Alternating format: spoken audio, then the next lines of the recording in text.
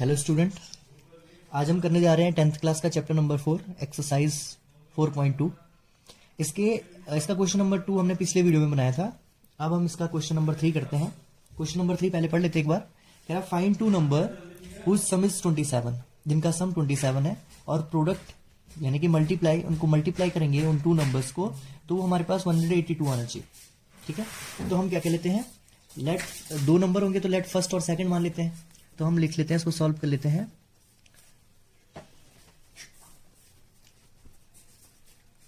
लिख लेते हैं, लेट अस से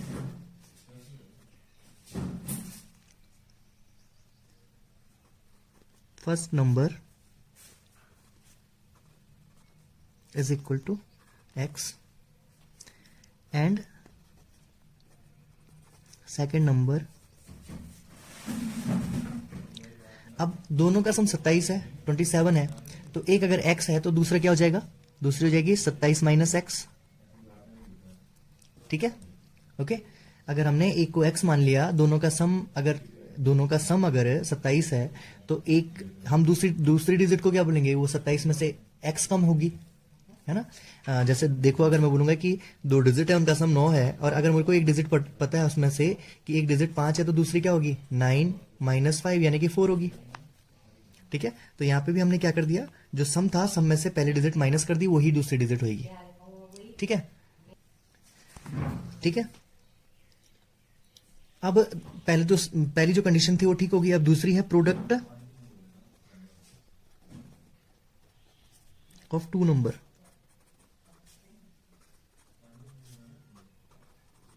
प्रोडक्ट ऑफ टू नंबर कितना है, वो है 182, यानी कि इसको और इसको गुणा करेंगे तो हमारे पास कितना हो जाएगा, 182 हो जाएगा। तो करके देख लेते हैं, तो क्या हो जाएगा, x को मल्टीप्लाई करते हैं किससे, 27 माइनस एक्स से, और उसका रिजल्ट कितना आएगा 182 आएगा ना। अब हम क्या करेंगे, ब्रैकेट के बाहर की डिजिट को अंदर के साथ मल्टीप्लाई कर लेते हैं, तो ये क्या हो जाएगा 27x minus x square is equal to 182। इसको सही क्वाड्रेटिक की क्वेश्चन में लिख लेते हैं, x की हाईएस्ट पावर से पहले लिख लेते हैं, माइनस का एक्स स्क्वायर, फिर ये प्लस का 27 है, प्लस का 27x इज इक्वल टू 182। ठीक है, इसको स्टैंडर्ड फॉर्म में लिख लेते हैं, minus x square plus 27x, इस 182 को इधर लेके आएंगे तो ये क्या हो जाएगा, माइनस का 182, और यहाँ क्या बच जाएगा, सारी टर्म इधर आएगी तो यहाँ पे 0 बच जाएगा। अब मैंने कल भी बताया था, यहाँ पे जो हमारे पास कोफिशिएंट ऑफ एक्स स्क्वायर है वो माइनस में नहीं होना चाहिए, यानी कि यहाँ पे -1 है। कोफिशिएंट ऑफ एक्स स्क्वायर का कोफिशिएंट क्या है हमारे पास, -1। तो उससे हम क्या करेंगे, माइनस को कॉमन ले लेते हैं, तो अंदर के सारे साइन क्या हो जाएंगे, चेंज। ये माइनस एक्स स्क्वायर किसका बन जाएगा, प्लस का एक्स स्क्वायर, माइनस का 27 क्या बन जाएगा, या प्लस का 27 क्या हो जाएगा, माइनस का 27x हो जाएगा, और ये माइनस का क्या हो जाएगा, प्लस का 182 इज इक्वल टू 0। ये साइन डिनोमिनेटर में चले जाएगा तो 0 ना तो पॉजिटिव होता है ना तो नेगेटिव होता है, इसलिए क्या हो जाएगा, x square minus 27x plus 182 is equal to 0। ठीक है, अब हम क्या करेंगे, अब हम फिर से 182 के पहले हम इसको देख लेते हैं। हमारे पास कोफिशिएंट ऑफ एक्स स्क्वायर क्या है, उसको हम ए बोलते हैं, यानी कि ए हमारे पास कितना है 1, बी हमारे पास कितना है -27 है ना, और सी हमारे पास कितना है 182। तो हम क्या कर लेते हैं, 182 के पहले फैक्टर बना लेते हैं।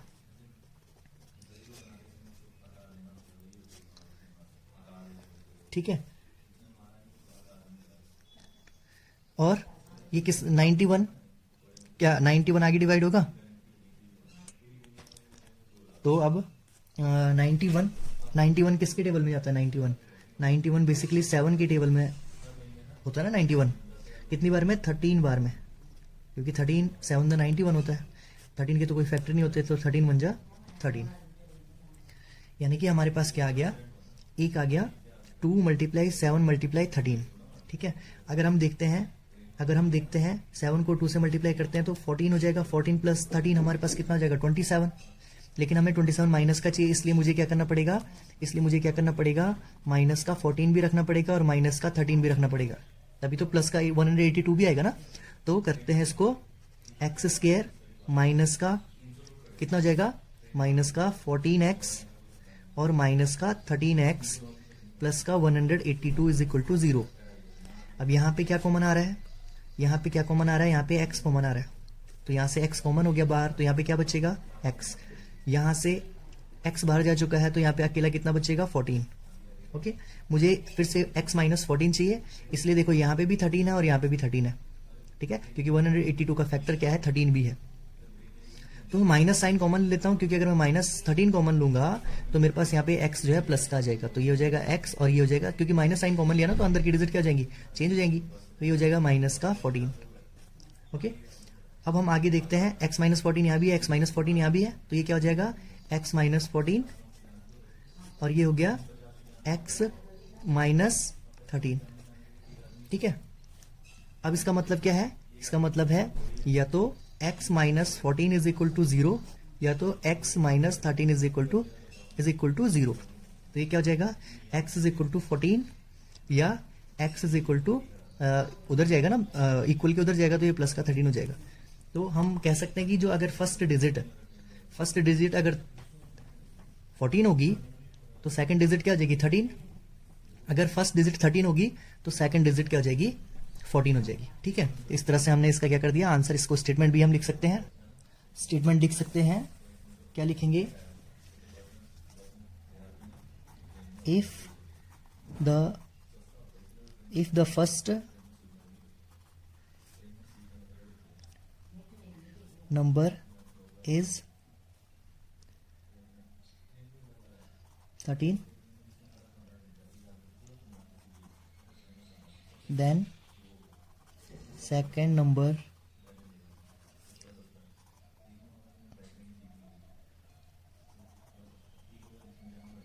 (14) और अगर if the first number is 14 then second number is, ऐसा भी लिख सकते हैं ना 13। ओके, 10th क्लास, इसका क्वेश्चन नंबर 4 मैंने लिख लिया है। Find two consecutive positive integer sum of whose square is 365। हमने क्या करना है, दो कंसेक्यूटिव पॉजिटिव इंटीजर्स लेने हैं, ठीक है, और जिनका जो सम है, जिनके स्क्वायर का जो सम है वो 365 है। ओके, तो सबसे पहले हम क्या कर लेते हैं, हम कह सकते हैं लेट से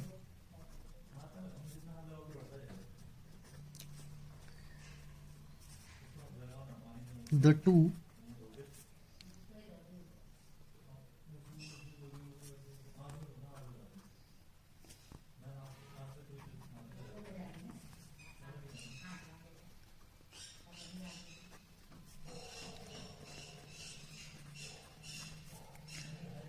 एक ले लेते हैं x और एक ले लेते हैं x+1। कॉन्जिक्यूटिव मतलब लगातार, जैसे एक हमने x ले लिया तो हम एक ले लेते हैं x+1। ठीक है, तो 2 बोला उसने तो एक मैंने x ले लिया और एक क्या ले लिया x+1 ले लिया। ओके, तो अब वो क्या कह रहा है, दूसरी शर्त में क्या कह रहा है, सम ऑफ हुज स्क्वायर, उनके स्क्वायर का सम 365 है।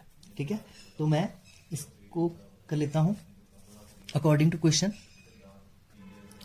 क्वेश्चन। क्वेश्चन के अकॉर्डिंग क्या बोल रहा है, सम ऑफ हुज स्क्वायर यानी कि इसके और इसके स्क्वायर का सम, यानी कि x का स्क्वायर प्लस x+1 का स्क्वायर का सम आ रहा है हमारे पास 365। क्लियर है, समझ में आया, यानी कि पहली कंसेक्यूटिव x ले लिया और दूसरी हमने x+1 होगी, पहली x ले ली और कंसेक्यूटिव बोला तो x+1 ले लेंगे।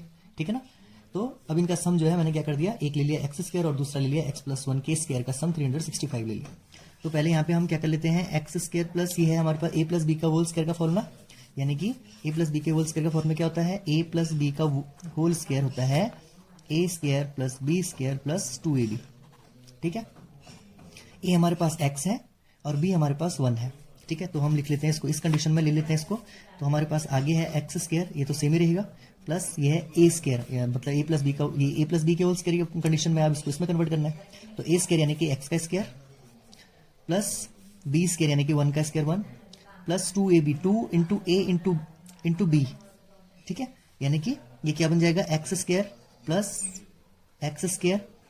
1 प्लस यहाँ पे देखो जो a है वो कितना है, x है, a क्या है x और b क्या है 1 है, तो ये क्या हो जाएगा x multiply 2 is equal to x और 2x multiply 1 is equal to 2x is equal to कितना हो जाएगा, ये हो जाएगा 365। ओके, अब हम क्या करते हैं लाइक टर्म को प्लस माइनस कर लेते हैं, तो यानी एक्स स्क्वायर ये भी है, एक्स स्क्वायर ये भी है, स्क्वायर स्क्वायर की टर्म क्या हो जाएगी प्लस हो जाएगी, तो ये बन जाएगा 2x स्क्वायर प्लस, इसको स्टैंडर्ड फॉर्म में ले लेते हैं क्वाड्रेटिक इक्वेशन में, x के हाईएस्ट पावर उसके बाद लोएस्ट, लोएस्ट में चलते हैं, तो ये हो जाएगा हमारे पास 2x और ये है प्लस का 1, उधर से 365 इधर आएगा, तो माइनस का 365 इज इक्वल टू 0। तो फिर से यहाँ पे एक लाइक टर्म आ गई, कांस्टेंट कांस्टेंट टर्म आपस में प्लस माइनस हो जाएंगे, ये प्लस का 1 है और ये माइनस का 365 है, तो ये हो जाएगा माइनस का 364 इज इक्वल टू 0। देखो कहीं पे अगर कॉमन आ सकता है तो कॉमन ले लो, यहाँ भी 2 है, यहाँ भी 2 है, यहाँ भी, तीनों टर्म में सेम डिजिट आएगी तो हम कॉमन ले लेंगे, यहाँ भी 2 है, यहाँ भी 2 है और यहाँ भी 2 है, ठीक है, तो 2 बाहर ले लेते हैं, अंदर क्या बच जाएगा यहाँ पे एक्स स्क्वायर, यहाँ पे क्या बचेगा अकेला x, और यहाँ पे क्या बच जाएगा इसका हाफ बच जाएगा, यानी कि 2 कॉमन आ गया, तो बाहर अंदर क्या बच जाएगा 2 1 जा 2, 2 8 जा 16, 2 2 जा 4 इज इक्वल टू 0। अब ये 2 मल्टीप्लाई में है तो ये इसके डिनोमिनेटर में जाएगा, ठीक है, ये वाली चीज यहाँ चली गई, तो अगर 0 ऊपर है और डिनोमिनेटर में जितना भी जो भी डिजिट है वो 0 हो जाती है, तो ये हो जाएगा x square plus x minus 182 हो जाएगा ना। अब हमने क्या करना है, यहाँ पे देखो हमारे पास coefficient of x square, x का कोएफिशिएंट यानी कि ए हमारे पास 1 है, कुछ भी नहीं है तो 1 है, बी हमारे पास कितना है ये भी 1 है, और सी हमारे पास कितना है 182, ठीक है, ए और सी को मल्टीप्लाई करेंगे तब भी 182 ही हो रहा है, यानी कि प्लस माइनस करके हमें क्या चाहिए माइनस का 182, और अगर हम उसको मल्टीप्लाई करेंगे तो माइनस का 182 चाहिए, तो उसके लिए हमें क्या करना पड़ेगा 182 के प्राइम फैक्टर्स बनाने पड़ेंगे, तो 182 के प्राइम फैक्टर बना लेते हैं 2 से, तो कितना हो जाएगा 2 9 जा 18 और 2 9 जा 18 ना, और 2 1 जा 2, ठीक है। अब हमारे पास यहाँ पे कितना जाएगा 7 हो जाएगा, 7 13 जा, और फिर 13 1 जा 13, ओके क्लियर है। तो यानी कि हमारे पास क्या क्या फैक्टर आए, एक तो आया 14 और एक आया 13, यानी कि इन दोनों को देखेंगे तो 7 2 जा 14 और 13, ठीक है। अब हम क्या करेंगे, देखते हैं कि इन दोनों को प्लस माइनस करके प्लस का 1 आ रहा है, तो 14 जो 14 है वो प्लस का ले लेता हूं और जो 13 है वो माइनस का ले लेता हूं, क्योंकि हमें माइनस वहां पे प्लस का 1 चाहिए, ठीक है। तो ये हो जाएगा एक्स स्क्वायर क्या लेते हैं माइनस का 13 और प्लस का 14 और बाहर है इसके x minus 182 is equal to 0, ठीक है। अब क्या हो जाएगा हमारे पास एक्स स्क्वायर, एक्स को मल्टीप्लाई करेंगे ब्रैकेट के अंदर तो माइनस का 13x हो जाएगा और प्लस का 14x हो जाएगा, माइनस का 182 इज इक्वल टू 0। यहाँ पे क्या कॉमन आ रहा है, इन दोनों में क्या कॉमन आ रहा है, फर्स्ट में x यहाँ भी है, x यहाँ भी है, तो x बाहर ले लिया, अंदर क्या बचा, इसकी जगह पे क्या बचा x, और यहाँ पे कितना बचा माइनस का 13, ओके। यहाँ पे और यहाँ पे एक चीज कॉमन है, क्या है प्लस का 14, तो यहाँ पे क्या बचेगा x, 14 बाहर चले गया x ही बचेगा, और माइनस 182 में अगर हम 14 बाहर ले रहे हैं तो 182 को हमने क्या लिख सकते हैं, 182 को हम लिख सकते हैं, क्या लिख सकते हैं 13 मल्टीप्लाई 14 लिख सकते हैं ना, 13 मल्टीप्लाई 14 लिख सकते हैं, 13 मल्टीप्लाई 14, तो 14 बाहर आ गया, तो यहाँ पे क्या बचेगा इसकी जगह 13, ठीक है। ये चीज सेम रिपीट हो रही है टर्म, और कोशिश भी करनी है कि टर्म रिपीट करवाएं, साइन भी सेम रख के, अगर साइन सेम नहीं है तो माइनस साइन कॉमन ले सकते हैं, तो साइन अपोजिट हो जाएंगे, जो भी हमें जैसी कंडीशन होगी। तो हम यहाँ पे लिखेंगे x माइनस 13 और ये हो जाएगा x प्लस 14, ओके। तो इसका मतलब क्या है, या तो x minus 13 is equal to 0 या तो x plus 14 is equal to 0, तो यहाँ पे क्या हो जाएगा x इज इक्वल टू 13 हो जाएगा, और यहाँ पे क्या हो जाएगा x is equal to minus 14 हो जाएगा। अब हमने 2 कंसेक्यूटिव पॉजिटिव इंटीजर्स लिए थे, नेगेटिव तो नहीं लिए थे, ठीक है। तो यानी कि जो हमारे पास फर्स्ट इंटीजर है पॉजिटिव वो क्या हो जाएगा 13, और जो सेकंड हो जाएगा वो क्या हो जाएगा, सेकंड क्या हो जाएगा 13 प्लस 1 यानी कि 14 प्लस का, ठीक है। तो इसको स्टेटमेंट कैसे लिखेंगे, तो यहां पे स्टेटमेंट लिखेंगे integer is positive,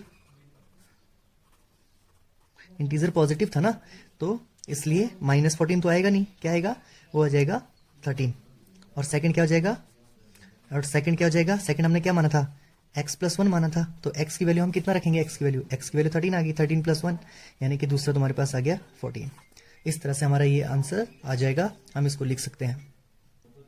okay student, तो मैंने फिफ्थ क्वेश्चन इसका उतार दिया है, एक बार क्वेश्चन पढ़ लेते हैं।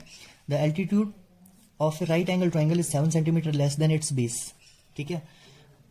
If the hypotenuse is 13 centimetre find the two sides, ठीक है।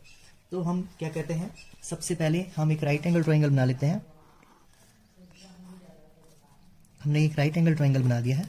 अब क्वेश्चन पढ़ते हैं, वो कह रहा है the altitude of right angle triangle, यानी कि कोई राइट एंगल ट्राइंगल है, उसका जो एल्टीट्यूड है वो है is 7 centimetre less than it's base, यानी कि उसके बेस से जो इसका एल्टीट्यूड यानी कि जो इसकी हाइट है वो 7 सेंटीमीटर लेस है।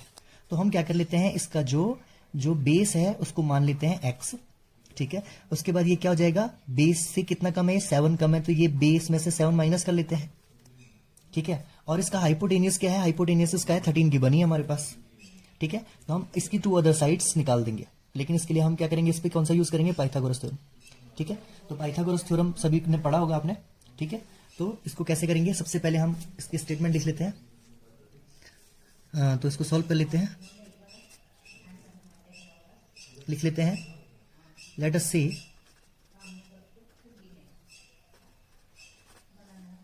द बेस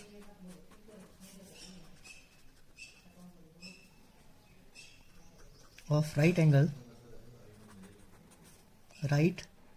ट्राइंगल, आपने पूरा लिखना है ट्राइंगल बी एक्स, समझ गए ना।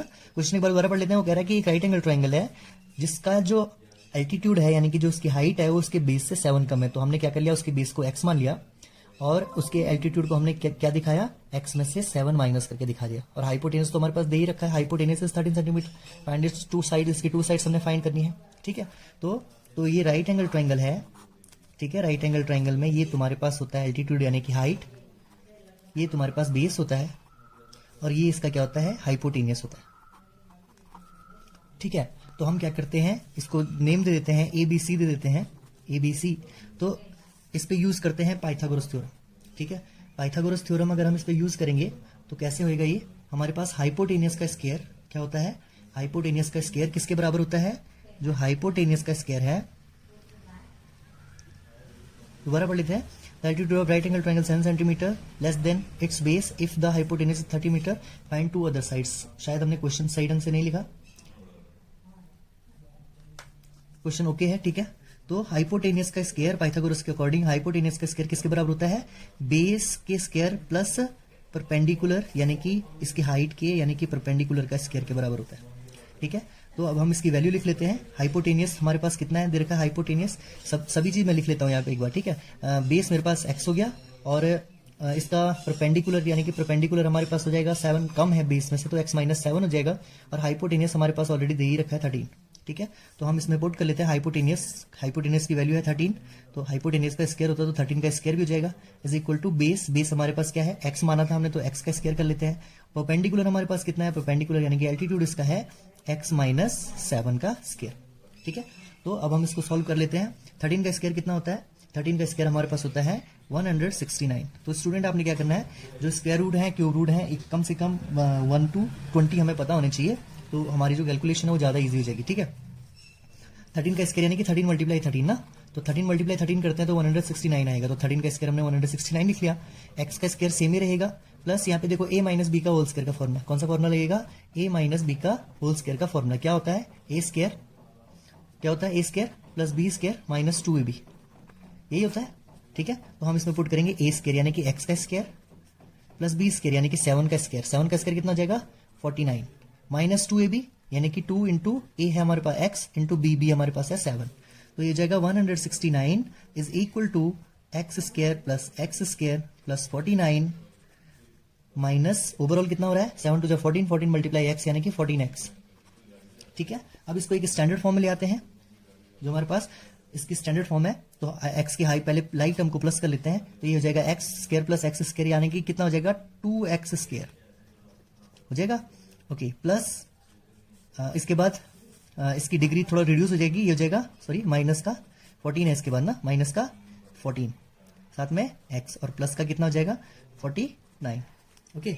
अब हम क्या करते हैं, यहाँ इस इधर वाली टर्म चाहे हम इसको बराबर केस और भी लिख सकते हैं, बराबर केस और बात तो वही है, ठीक है, बात तो वही है ना। तो हम इसको सही लिख लेते हैं 2x square minus 14 x plus 49 बराबर में 169, इधर उधर लिख सकते हैं कोई प्रॉब्लम नहीं, ठीक है। ओके, अब हम क्या करते हैं, लाइक टर्म को एक साथ कर लेते हैं, यानी कि जो कांस्टेंट टर्म है उसको इधर लेके आते हैं। तो ये इसका क्या हो जाएगा, स्टैंडर्ड फॉर्म में आ जाएगा एक 2x² माइनस 14x प्लस का कितना, ये 49, 7 7 49, और ये माइनस का हो जाएगा 169। तो यहाँ क्या बच जाएगा 0। फिर इसको माइनस कर लेते हैं, 2x² माइनस 14x, इसमें से माइनस करेंगे 169 माइनस का है और 49 प्लस का है, तो प्लस माइनस का माइनस हो जाएगा, सिंबल बड़ी संख्या का माइनस का ये आएगा, 9 में से 9 गया 0 और 6 में से 4 गया 2 और 1, 120 आएगा माइनस का, 120 ये माइनस का आ गया, यहाँ बच गया 0। ठीक है, पिछली बार की तरह हम अगर सभी जगह 2 2 आ रहा है तो 2 कॉमन ले लेंगे, तो हमारी जो कैलकुलेशन है वो थोड़ा इजी हो जाएगी। तो हम क्या कर लेते हैं, 2 कॉमन ले लेते हैं, सारी टर्म में कॉमन आना चाहिए तभी हम कॉमन लेंगे। ठीक है, 2 टर्म में भी आएगा तब भी कॉमन नहीं ले सकते, नहीं तो उसमें गलती आ जाएंगी। तो 2 कॉमन ले लिए, यहाँ से 2 बाहर चले गए, तो यहाँ पे क्या बचा x²। 14 में 2 इंक्लूड होता है, यानी कि यहाँ पे बच जाएगा 7x। ठीक है, 120 में से 2 चले गए तो यहाँ पे बच गया 60 इज इक्वल टू 0। अब ये 2 क्या होगा, इसके नीचे चले जाएगा, तो ये ऑलरेडी 0 जाएगा हमारे पास। ओके स्टूडेंट, अब आगे हमारे पास वो बच गया था, हमारे पास आया था, तो स्टूडेंट हमारे पास पीछे रह गया x² minus 7x minus 60 is equal to 0। Okay, अब हम क्या करते हैं,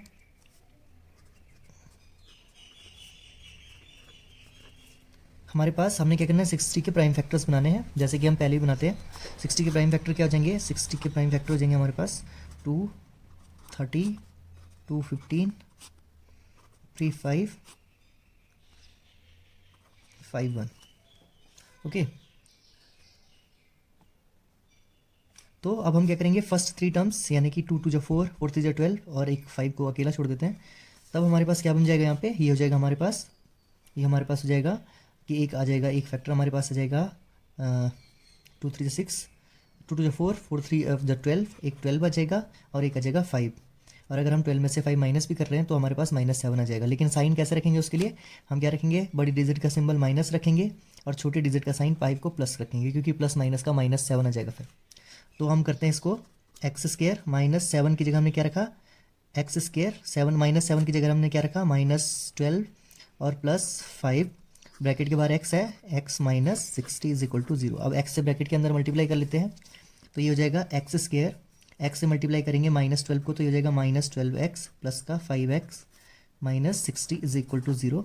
अब यहाँ से क्या कॉमन उठाएंगे हम, यहाँ से x कॉमन ले लेंगे, अंदर क्या बच जाएगा हमारे पास x, अंदर हमारे पास कॉमन क्या बच जाएगा x माइनस 12, अकेला 12 बच जाएगा ना, एक x तो बाहर चले गया। यहाँ से क्या कॉमन लेंगे, यहाँ पे +5 कॉमन ले लेंगे। ठीक है, अंदर क्या बच जाएगा x माइनस 12, यहाँ भी बच जाएगा x माइनस 12 सेम है, तो कॉमन ले लिया x माइनस 12 और यहाँ अंदर क्या बचा x प्लस 5। अब इसका मतलब है या तो x minus 12 is equal to 0 या तो x plus 5 is equal to 0। तो x की वैल्यू आ गई हमारे पास 12 जो कि बेस था, और ये हमारे पास है x is equal two plus का 5 उधर जाएगा माइनस का 5। अब साइड्स तो ट्राइंगल यार ट्राइंगल की साइड्स तो माइनस हो नहीं सकती। ठीक है, तो यानी कि हमारे पास जो बेस था वो x आ गया कितना 12 आ गया। तो हम इसको लिख सकते हैं, हम लिखेंगे since sides can not be negative, sides negative नहीं होती हैं, इसलिए x इज इक्वल टू हमारे पास कितना हो जाएगा, x हो जाएगा 12, क्योंकि ये तो साइड माइनस में आ नहीं सकती, x की वैल्यू -5 तो हो नहीं सकती, तो x की वैल्यू हमारे पास आ गई 12। अब हमारे पास x क्या था, ये था बेस हमारे पास आ गया 12। हाइपोटेनस तो दे रखा था, हाइपोटेनस हमारे पास 13 था। ठीक है, अब आ गया एल्टीट्यूड यानी कि हाइट कितनी थी, x माइनस 7। तो हम क्या करेंगे, यहाँ पे x की वैल्यू पुट कर लेंगे, x बार 12 है, 12 माइनस 7 तो हमारे पास ये जाएगा 5। तो हाइट आ गई 5 यानी कि एल्टीट्यूड आ गया उसका 5, उसका बेस आ गया 12 और उसका जो हाइपोटेनस था वो तो गिवन ही था 13। अब इसके बाद हम लास्ट 6 क्वेश्चन करने जा रहे हैं। ठीक है, 6 क्वेश्चन क्या है, हम एक बार 6 क्वेश्चन ओके स्टूडेंट, इसका क्वेश्चन नंबर 6 है, एक बार क्वेश्चन पढ़ लेते हैं। क्वेश्चन थोड़ा लेंथी लग रहा है तो पढ़ लेते हैं, वैसे क्वेश्चन सिर्फ लेंथी है बड़ा आसान, एक बार समझ लेते हैं, क्वेश्चन को अंडरस्टैंड कर लेते हैं। क्वेश्चन है, cottage industries produce a certain number of poultry articles in a day. वो किसी पर्टिकुलर डे पर कुछ पोल्ट्री आर्टिकल बना रहे हैं, यानी कि मिट्टी के खिलौने वगैरह कुछ बना रहे होंगे।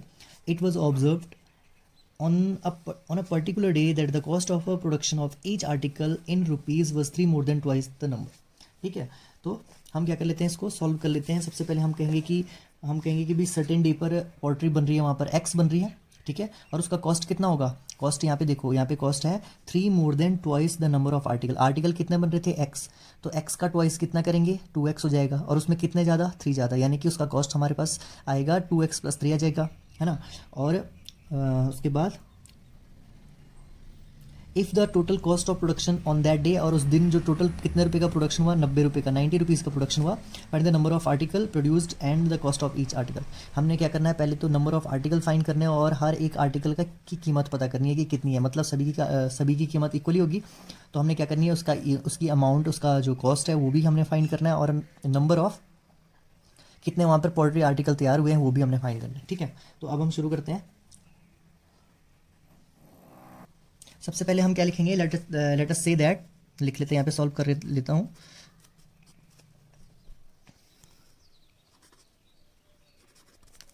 Late us say that the number of article produce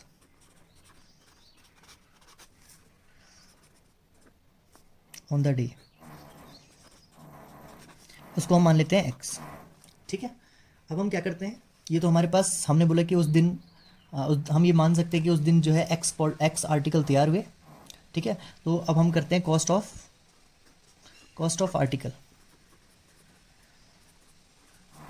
cost of article हम मान लेते हैं, कॉस्ट ऑफ आर्टिकल उसने बोला है कि कॉस्ट ऑफ आर्टिकल कितनी है, जितना वहाँ प्रोडक्शन हो रहा है, तो प्रोडक्शन तो x हो रहा है, x का ट्वाइस, यानी कि x का ट्वाइस कितना हो जाएगा 2x में कितना ज़्यादा 3, ठीक है। ये समझिए, क्लियर है, ये पॉइंट मेन है। हमने क्या माना कि वहाँ पे कितनी एक दिन में कितनी आर्टिकल तैयार हो रहे हैं, x आर्टिकल तैयार हो रहा है, ठीक है। और एक आर्टिकल का कॉस्ट कितना, वो बोल रहा है ट्वाइस में 3 मोर, तो ट्वाइस यानी कि 2x + 3 कर दिया, ठीक है। अब हम क्या कर लेते हैं, उसने आगे क्वेश्चन में बोला है, आगे उसने क्वेश्चन में क्या बोला है कि उस दिन 90 रुपीज़, टोटल 90 रुपीज़ की क्या बनी, पोल्ट्री बनी। तो यानी कि हम क्या कर लेते हैं, ये हमारे पास पोल्ट्रीज़ हैं, ठीक है, उसको मल्टीप्लाई करेंगे रुपीज़ से। रुपीज़ हमारे पास कितना आया 2x + 3 आया, और वो हमारे पास बन रहा है टोटल 90, ठीक है। तो अब x से मल्टीप्लाई कर लेते हैं अंदर, तो कितना हो जाएगा, ये हो जाएगा 2x² + 3x = 90 हो जाएगा। इसको क्वाड्रेटिक फॉर्म में ले आते हैं, ये हो जाएगा 2x² + 3x - 90 = 0, ठीक है।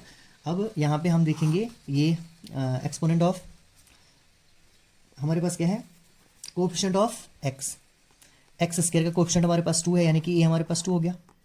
b हमारे पास कितना है, कोएफिशिएंट ऑफ x कितना है हमारे पास 3, और c कांस्टेंट हमारे पास है 90। तो हम a और c को पहले मल्टीप्लाई कर लेते हैं फैक्टर के लिए, तो ये हो जाएगा हमारे पास 180, 90 मल्टीप्लाई -90 × 2 कितना हो रहा है 180, यानी कि हमें प्लस माइनस करके प्लस का 3 चाहिए, और मल्टीप्लाई अगर उन्हीं डिजिट को मल्टीप्लाई करेंगे तो हमें कितना चाहिए 90 नहीं 180 चाहिए, क्योंकि ए और सी को मल्टीप्लाई करते हैं, पहले भी हमने किया हुआ है ये ना, 9th क्लास में भी किया हुआ है, ओके। अब हम कर लेते हैं पहले 180 के प्राइम फैक्टर बना लेते हैं, 180 के प्राइम फैक्टर यहाँ पे बना लेते हैं 180 के, तो ये जाएगा 2 से डिवाइड करेंगे तो 90 हो जाएगा, 2 से डिवाइड करेंगे तो 45 हो जाएगा, फिर हम 3 से करेंगे तो 3 से 15 हो जाएगा, फिर 3 से करेंगे तो ये 5 हो जाएगा, फिर 5 से करेंगे 1 हो जाएगा, ठीक है। पहले 3 वालों को एक साथ ले लेता हूँ, बाकी 2 वालों को एक साथ। तो यहाँ पे हमारे पास आ गया 2 × 4 3 जा कितना होता है 4 3 जा 12, 4 3 जा कितना है 12, और 5 3 जा कितना हो रहा है 15, ओके।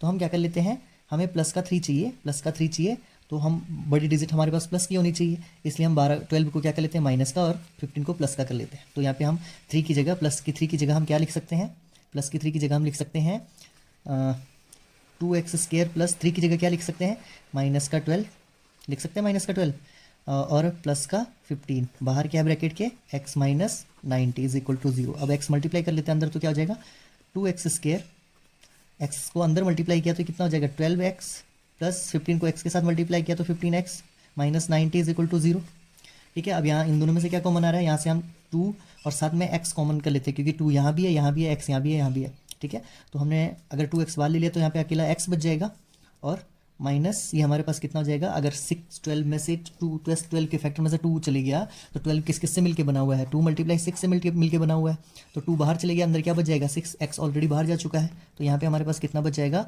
6, ओके फिर प्लस यहाँ पे हम क्या कॉमन लेंगे 15 अगर हमने लिया, x नहीं लेंगे क्योंकि x 90 में नहीं है, तो अकेला हम 15 ले लेंगे, तो अंदर बच जाएगा x माइनस 90 किसका फैक्टर है, 90 फैक्टर है, 90 के क्या क्या फैक्टर है, एक तो 15 है और एक है 6, तो 15 बाहर लेके आ चुके हैं हम, कॉमन ले लिया हमने 15 और अंदर हमारे पास कितना बच जाएगा 6। ओके अब हम क्या करेंगे, ये चीज़ सेम है, हम इसको लिख सकते हैं x माइनस 6 और एक बच गया हमारे पास, दूसरा क्या बचा 2x प्लस 15। ओके तो इससे हम क्या कंक्लूड कर सकते हैं, हम x minus 6 is equal to 0 और ये हो जाएगा हमारे पास 2x plus 15 is equal to 0। तो यहाँ पे x की वैल्यू आ गई 6 और यहाँ पे वैल्यू आ रही है माइनस में, यहाँ पे वैल्यू आ रही है माइनस में, यहाँ देखो 2x is equal to minus 15, तो x is equal to minus 15 over 2। तो जो आर्टिकल बने हैं वो x है, यानी कि वो कितने आर्टिकल बने हैं, x हमेशा आर्टिकल तो पॉजिटिव में ही बनेंगे, है ना, नेगेटिव में तो कभी नहीं बन सकते, या तो ये हो सकता है कि भाई 0 आर्टिकल बने, माइनस में तो नहीं होंगे आर्टिकल, तो यानी कि हम माइनस में आर्टिकल क्या नहीं हो सकते, माइनस में नहीं हो सकते, हम लिखेंगे यहाँ पे, और हमारे पास आ गया number of article produce on that day as 6। ठीक है, और क्यों हम 6 क्यों मान रहे हैं, क्योंकि जो आर्टिकल है can not be produced in negative terms. ठीक है, तो हम लिख लेते हैं सिंस